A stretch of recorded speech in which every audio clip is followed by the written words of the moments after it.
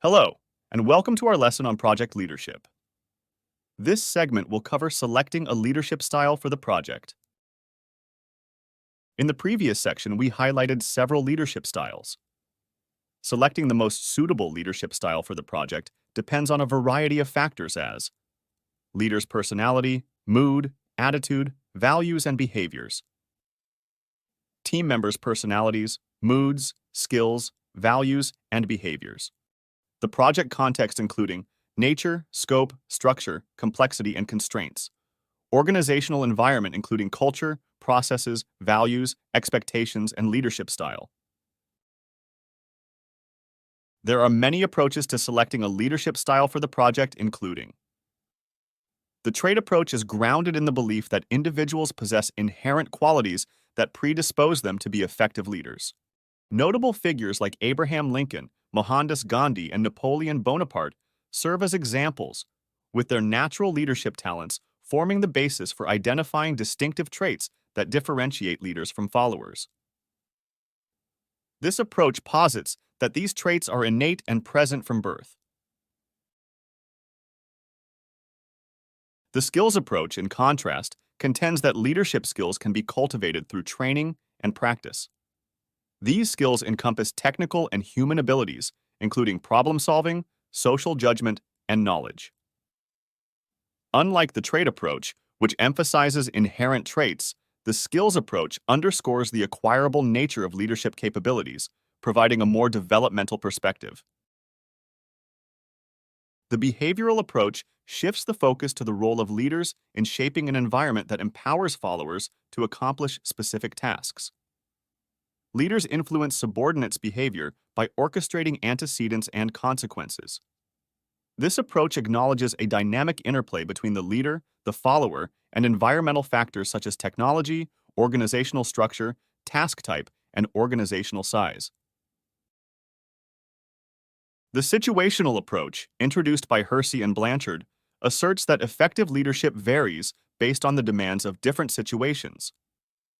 Leadership involves both directive and supportive dimensions, and the key lies in adapting one's leadership style to the competence and commitment of followers. This approach recognizes the fluidity of leadership strategies, highlighting the importance of situational context.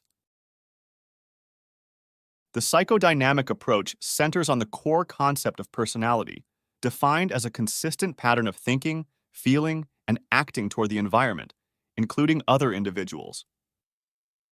Unlike other approaches that concentrate on leadership behaviors or skills, this approach delves into the personalities of both leaders and subordinates, recognizing the impact of individual psychological characteristics. The path-goal theory emphasis that effective leaders influence followers' motivation, performance ability, and satisfaction by shaping their perceptions of work, personal goals, and paths to goal realization. This theory emphasizes the leader's role in facilitating subordinate goal achievement and illuminating paths to success through their behavior. The leader-member exchange, LMX theory, focuses on the quality of the relationship between leaders and followers. It suggests that effective leadership is evident when leaders cultivate individualized relationships with each subordinate.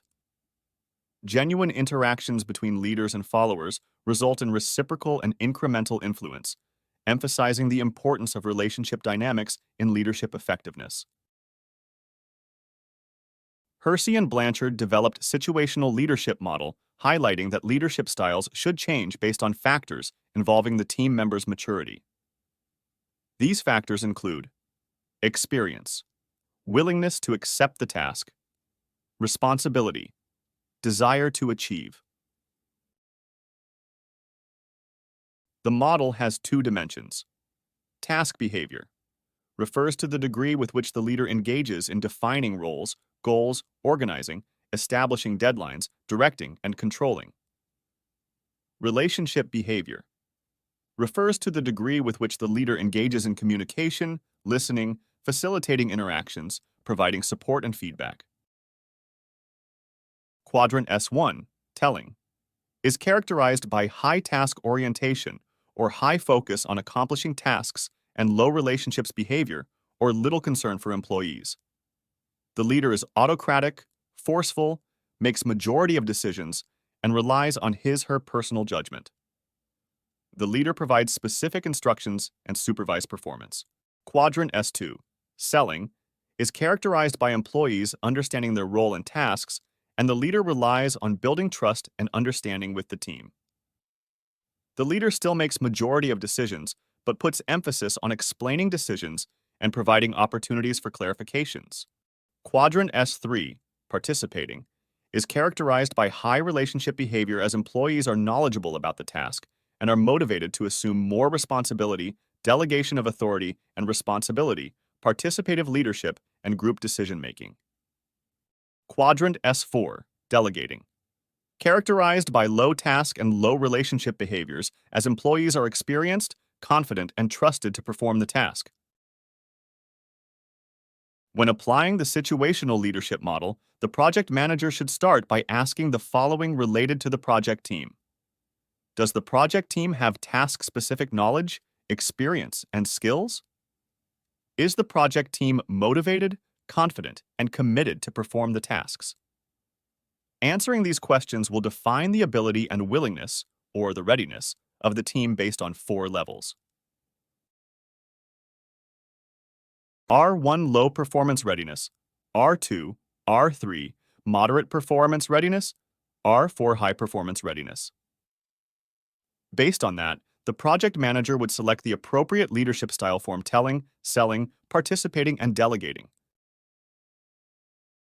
It is worth noting when applying the situational leadership that the ProAct manager may apply several leadership styles within the project depending on team development stage, as forming, storming, norming, and performing. There might be a need to use different leadership style for each stage. Individual team members. Differences in skills, knowledge, and willingness of individual team members within the team might dictate using a different leadership style for each individual. There are several factors influencing a project manager's decision in selecting a particular leadership style. Understanding how leader and team member characteristics, project and organizational factors play a role provides insights into the nuanced decision-making process. Leadership in project management is not static. It evolves over time based on the changing project landscape. Leadership styles are dynamic entities capable of adapting to the evolving needs of a project. Project managers may shift their approach, emphasizing the importance of flexibility and responsiveness to ensure optimal team performance and project success. This is the end of this segment of our lesson. In the next segment, we shall discuss leadership and power. This course is presented to you by South Europe College.